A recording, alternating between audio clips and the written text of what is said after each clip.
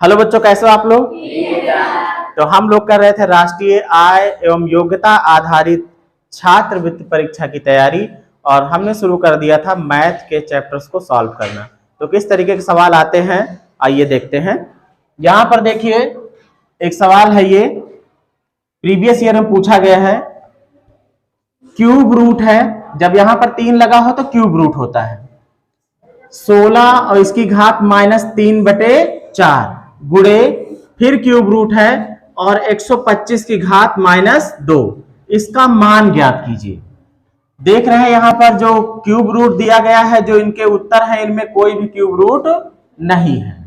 आइए इसको हल करते हैं। तो यहाँ पर जो लिखा हुआ है देखो, लिखा है क्यूब रूट 16 की घात -3/4 गुणे फिर क्यूब रूट है और 125 की घात है -2। हमें अच्छी तरीके से पता है कि जो क्यूब रूट होता है इसको भी घात में बदला जा सकता है। मतलब हम लिख सकते हैं इसे 16 की घात -3/4 को जो क्यूब रूट है इसको बदल देते हैं घात में, तो ये 1/3 बन जाएगा गुणे 125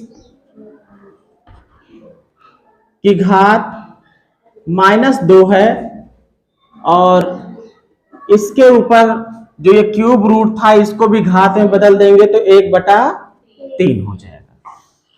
अब इसके बाद देखिए, जब घात की घात होती है तो आपको पता है, मैंने बताया था कि a की घात m और इसकी भी घात n है, तो a की घात m गुणे n हो जाता है। मतलब इन दोनों घातों का गुणा हो जाना है। तो आगे क्या हो जाएगा भाई, जब गुणा होगा तो हो जाएगा -3 × -3 4 × 12। यूं समझो कि 3 से 3 कट जाएगा, कुल मिला के आएगा -1/4 ही। ठीक है, तो ये क्या बनेगा, 16 की घात कर देते हैं गुणा -3 गुणे 1/4 गुणे 3 है यहाँ पे, फिर गुणा 125 की घात है -2 और गुणे कितना 1/3। अब ये 3 से ये 3 कट जाएगा, यहां नहीं कटेगा कुछ भी, तो हम इसको अब यहां पे लिखते हैं। 16 की घात कितना मिल रहा है, -1/4, 16 की घात -1/4 गुणे और 125 की घात कितना है, ये हो जाएगा भाई 2 × 2 -2/3। एक काम और कर सकते हो आप 16 को लिख सकते हो 2 × 2 × 2 × 2, मतलब 2 दूना 4, 4 दूनी 8, 8 दूनी 16, तो 4 बार बन रहे हैं ना ये, मतलब 2 की घात 4 लिख सकते हो और ऊपर घात कितनी है -1/4 है ना। फिर क्या है भाई, 125 को क्या लिख सकते हो, 5 × 5 × 5, मतलब 5, यहां पे गुणा था, मतलब कि 5 की घात 3 गुणे, सॉरी ब्रैकेट, और फिर बाहर कितना है -2/3। ये बात समझ में आई। जो तरीका हमने यहाँ पे इस्तेमाल किया था इस फार्मूले को लगाकर, वही तरीका हम फिर से अपना सकते हैं। यहाँ पे ये क्या हो जाएगा, घात की घात दोनों गुणा होगा तो ये हो जाएगा 2 की घात 4 गुणे -1 और फिर बटे ये 4, तो 4 से 4 कट जाएगा ना इसका, फिर गुणे 5 की घात ये कितना है भाई 3 गुणे -2/3, तो ये भी 3 से 3 कट जाएगा ना। कुल मिला के हमको क्या मिल रहा है, 2 की घात -1, 2 की घात और 5 की घात -2, 5 की घात -2, दोनों माइनस में है। माइनस वाली संख्याओं को हम अगर बटे में कर देते हैं तो घात प्लस में हो जाती है। मतलब इसको हम ऐसे लिख सकते हैं 1/2 की घात 1 होती है, लेकिन 1 लिखने का कोई मतलब नहीं होता, गुणे 1/5 की घात 2, है ना। जब बटे में कर दोगे तो घात प्लस में हो जाती है। अब इसके बाद देखो, 1 1 कम 1, 2 गुणे ये 5 सम 25 है ना।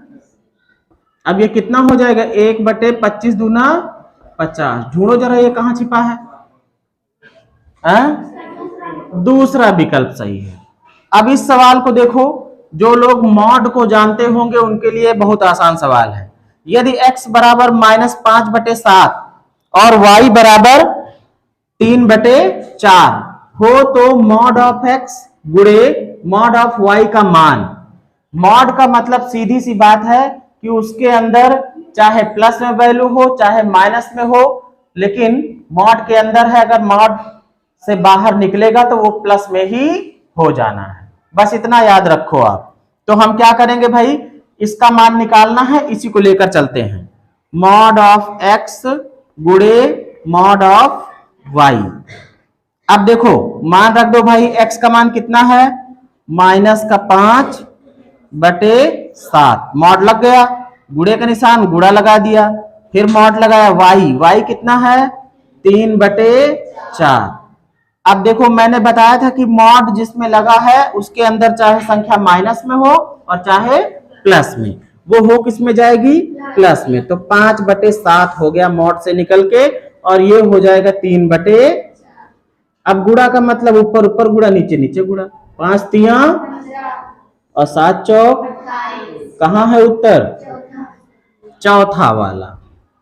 अब इसके बाद देखो संख्या दे दी गई है 77,774 के घन, मतलब इसका क्यूब करो।